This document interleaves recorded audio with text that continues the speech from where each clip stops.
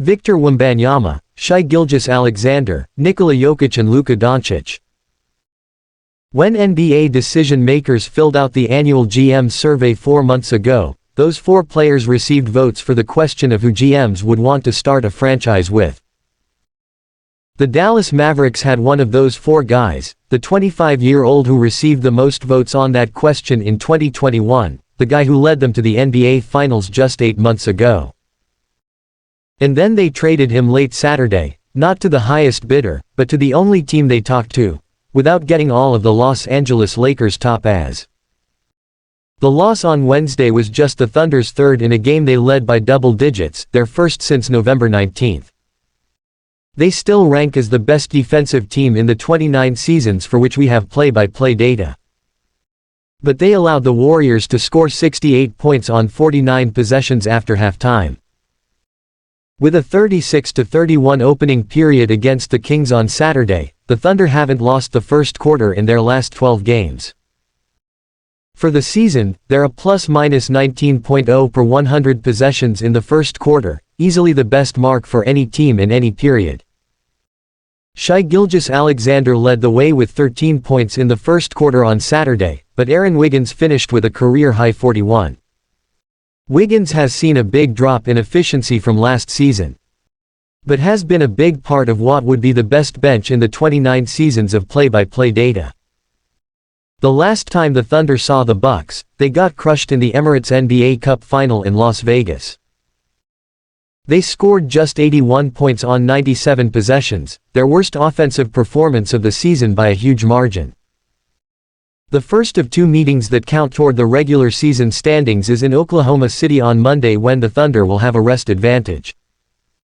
They'll be at a disadvantage in Memphis over the weekend, Game 2 of their second stretch of 5 games in 7 days. The loss to Brooklyn came without Alperen Sengun. The Rockets had some success without Sengun at the end of last season, but have dropped their first 2 games without him this year. Though the offense wasn't very good on Saturday, the bigger issues over the 2 losses were on the other end of the floor, with the Grizzlies and Nets combining for 132 points in the paint. For the season, 51% of their opponents' shots have come in the paint, with that being the league's highest opponent rate. But they rank 3rd in opponent field goal percentage in the paint, having seen the league's 5th biggest drop from last season.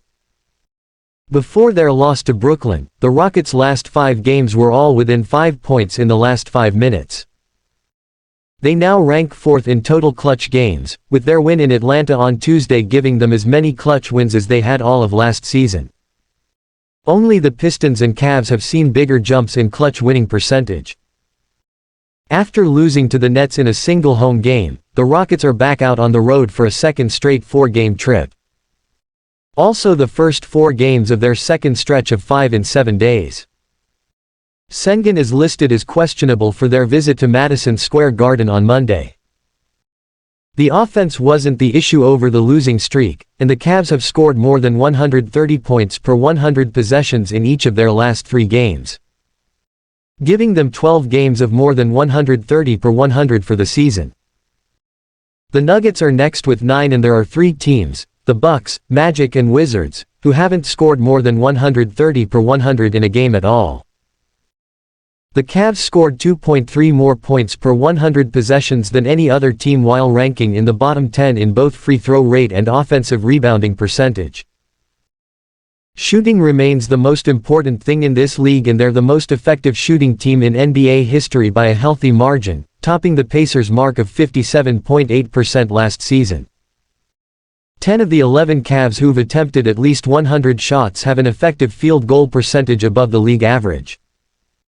The one exception is Sam Merrill, who tied his career high with 27 points as the Cavs clobbered the short-handed Mavs on Sunday. That game also marked the return of Caris LeVert from a 7-game absence, though the Cavs are still without Isaac Okoro and Dean Wade.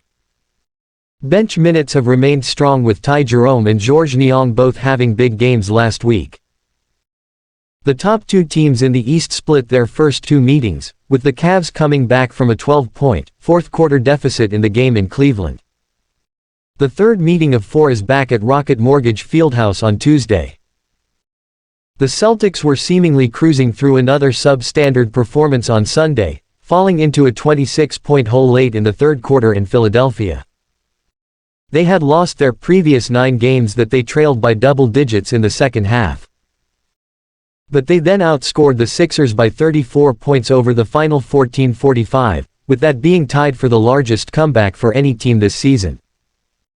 Coach Joe Mazzulla loves it when his team has to overcome obstacles, so this was probably his favorite game of the season. The Celtics shot an unsustainable 12 for 16 from three-point range over that 14-45, but their offensive possessions were more purposeful and they also locked down Tyrese Maxey as they made the comeback. Jaylen Brown and Jason Tatum played the entire second half on Sunday, while Al Horford didn't see the floor over the final 24 minutes.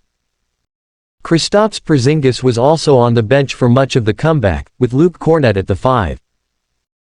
The Celtics' preferred starting lineup is still struggling and has been outscored by 1.4 points per 100 possessions in its 262 minutes this season.